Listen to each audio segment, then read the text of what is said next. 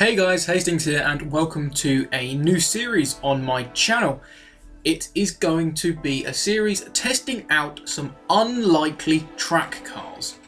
Now, as you can see, I have got an Audi RS7 on screen. This is going to be the first car that I test out.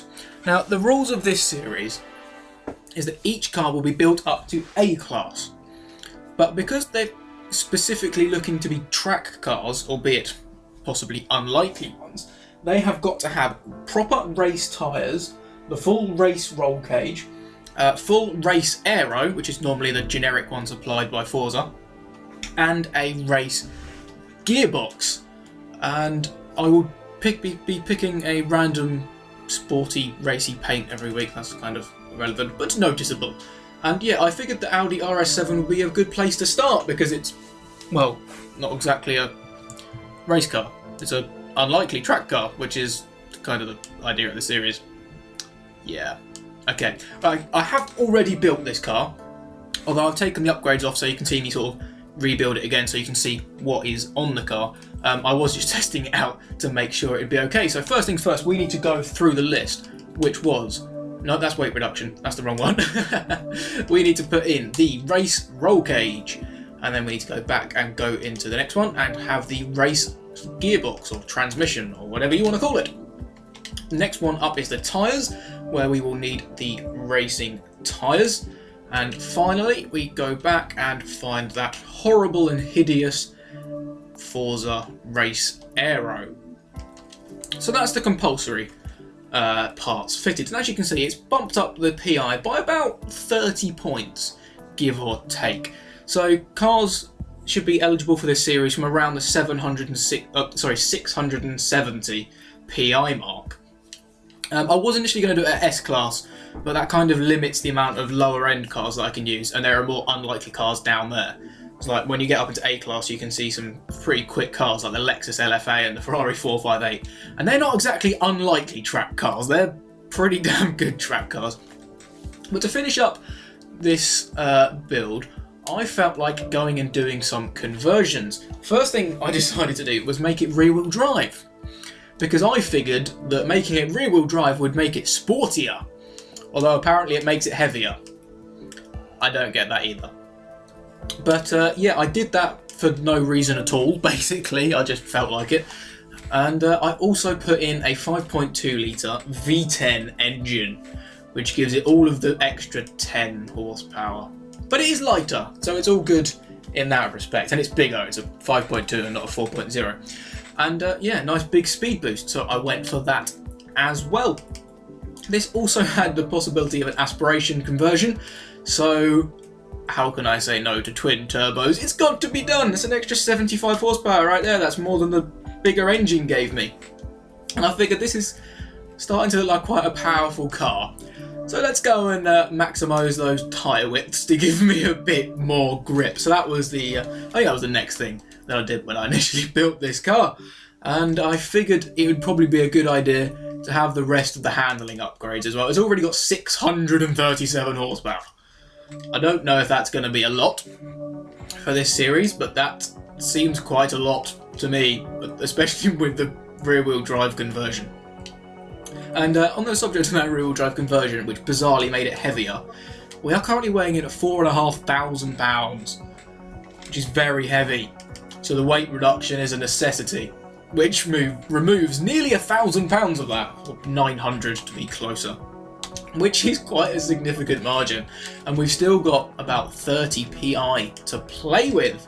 And I can't actually remember what I did, but I'm going to go and stick in the race differential because it makes zero difference whatsoever. Did I put on? Yeah, I also put on a race driveline to make it even slightly more lighter, and the race clutch for good measure. The final 30 horsepower then would be spent in the upgrading the engine department. It's already got, okay, it's not that, what did I put on? It's already got 637 horsepower, there's one bit. That takes it up to 675 horsepower. Where are we going next? Did I do... I can't actually remember. This will be more interesting with other cars because it will be live builds. Look at that, yes. Twin turbo upgrades. No, not 6. I was preparing for a big hike then, and it didn't quite go so well. I apologise. 760 horsepower! Although it does make it slightly heavier. But still, 760 horsepower is insane. And the final... Okay. Still got 2 PI to play with. We put the flywheel on to make it slightly lighter, and I think, was it... Where did I find the extra 2 PI? I think it was a bit more horsepower that I put in. Please say I can find it somewhere. There we go. There you go, an extra 13 horsepower. 773 horsepower. That is a hell of a lot. So this is the build for the first car that we're going to test around our track. But I don't want to just stick a first car around our track and that be done with it. No. I want to find a car that's going to set a benchmark for everything else to beat. So I thought, let's go and have a look at all of the cars that there are and see if there's any that sit on the 700 PI benchmark from standard. And this is what I found. The Lamborghini Aventador LP700-4. Yeah, great name. That's the only one there is at the top of PI range for A-Class as standard. So this is going to be taken around our track first to set a benchmark for everything else in the series. So in this episode, it's already 6 minutes long. You're going to get 2 cars going around the track in this episode. Normally it will just be the one. But for the first episode, we're going to put this Lamborghini Aventador, which I will show you in my garage, because why not? See if I can find it. That was... Oh, I've just gone into buy cars again. How clever of me. Yes, I've completely lost track of what I was saying now. What else can I tell you about this new series? Oh yeah, the Lamborghini Aventador has been gifted to me, so I presume that that's a gift that Turn 10 has sent to everybody. So if you want to try this car out, you should already have it, which is fantastic.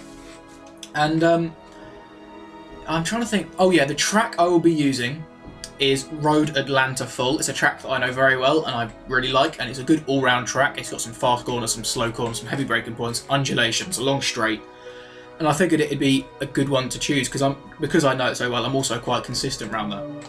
So I'm gonna go and do the laps and then show you the replays, because the replay cameras are so much nicer on this game. So I'm gonna do this one and then the Audi, and then feed back to you at the end. And what else can I tell you about the series? Oh yeah, the whole the idea about this was the unlikeliness of the track cars. I'm going to try and pick cars like the Audi RS7, that's a huge, great saloon car, that just don't seem to be at home on a track, or shouldn't be at home on a track. When you go into A-Class lobbies, you always see things like this very sporty Lamborghini Murcielago, Aventador even, or the Ferrari F50. Is a great example, or the Lotus 211, or the KTM Prospect, cars like that. I want to see if there are any really fast hidden gems that you just wouldn't expect. So I'm going to leave it there for this opening section of the video, and I will see you on track shortly with the Murcielago. Oh, why do I keep calling it a Murcielago? I'll see you on track shortly with the Aventador's laps, and then after that we'll be taking around the rear-wheel drive Audi RS7 with 773 horsepower. How hard can it be? See you in a minute. From the warm-up lap, we come out of the final corner very sideways to start this first flying lap. So it could have been compromised before we even started it. But as we come around the first corner, I was very happy with the way that this car was driven. I was expecting it as a Lamborghini to be slightly bonkers, but I guess with the big four-wheel drive system, it's...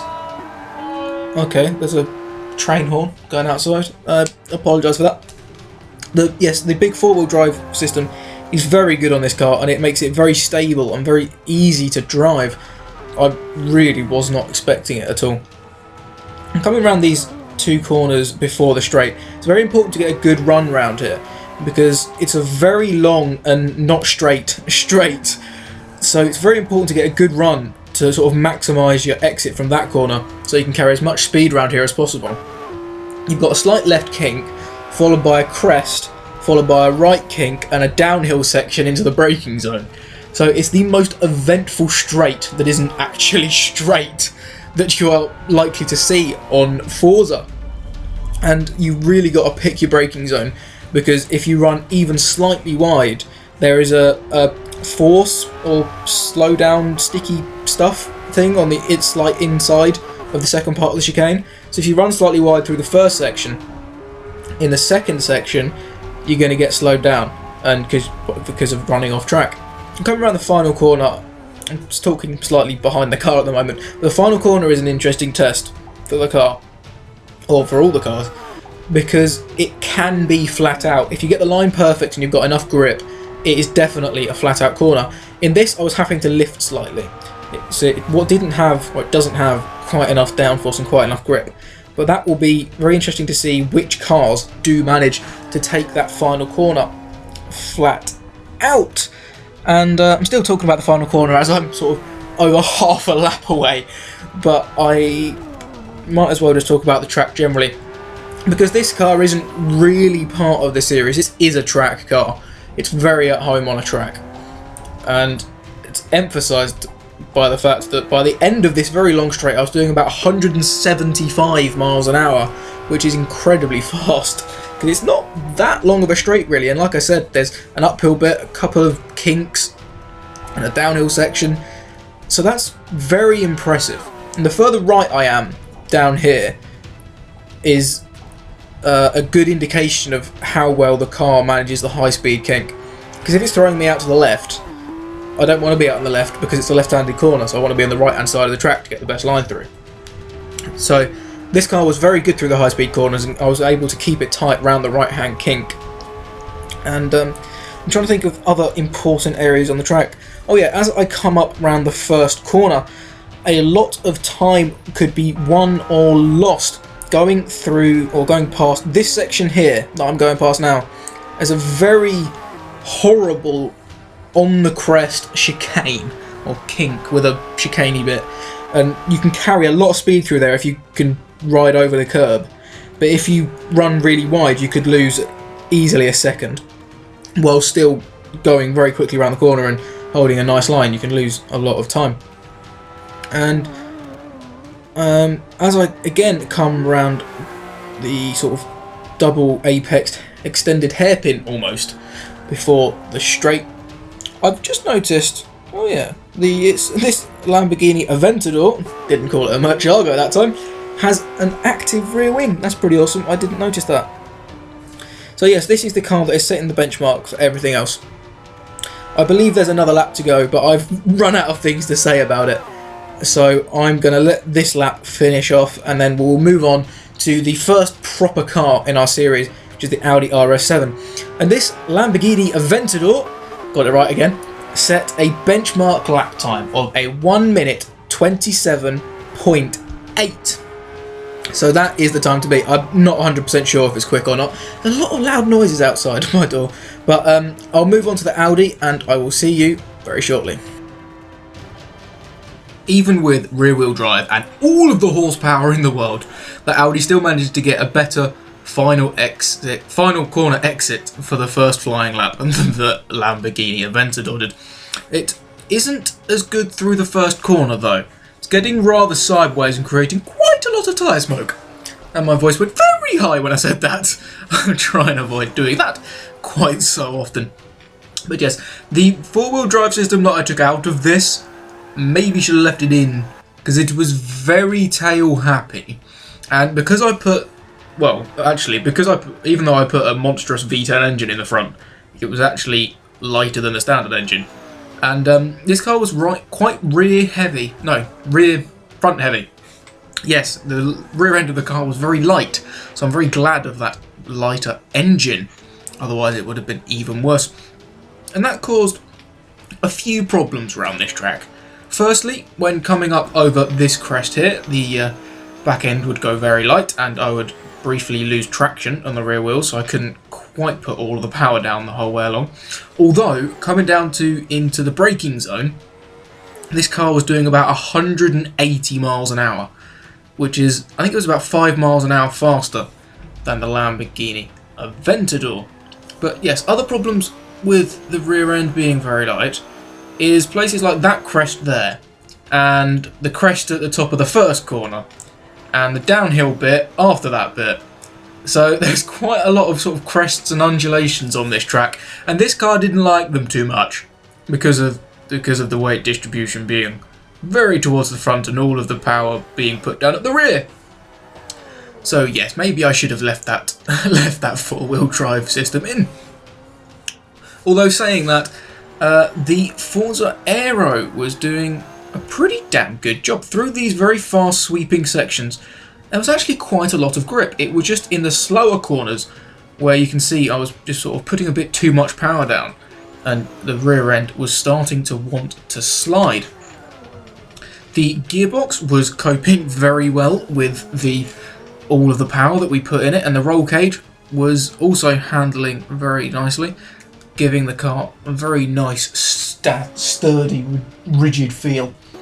And the tyres were also helping out, providing lots and lots and lots of grip. Although not when there's been 700 power there. Not when there's... Okay, I'll try that again. But not when there's 770 horsepower being put through the rear wheels at 4,000 RPM in second gear. No, that there's never going to be any grip, no matter what tyres you've got there. So, but I think, all things considered, this car was actually quite nice to drive. And it was a car that really suited, I think, my driving style.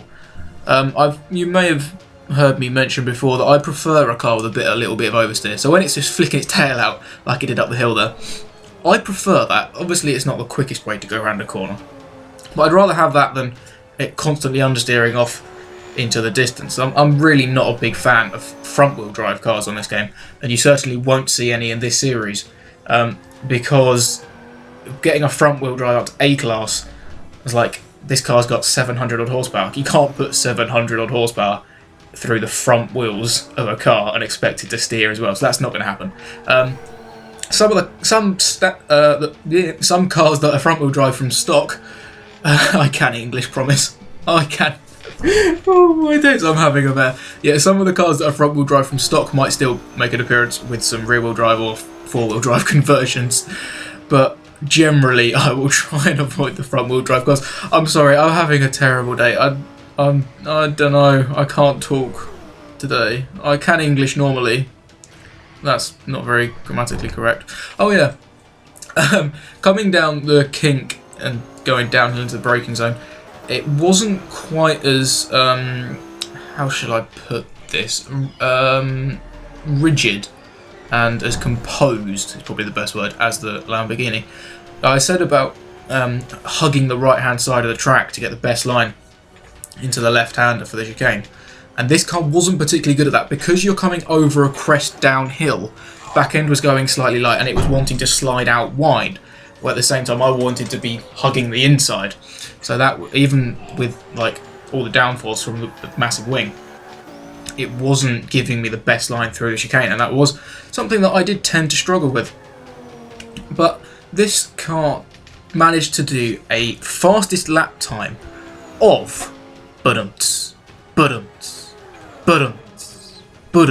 1 minute 28.2, just 4/10 shy of the Lamborghini Aventador. Although saying that, getting the time out of this car was probably 4 times harder than in the Aventador. The Aventador, I was far more consistent, and that's not a surprise, considering it was just vastly easier to drive.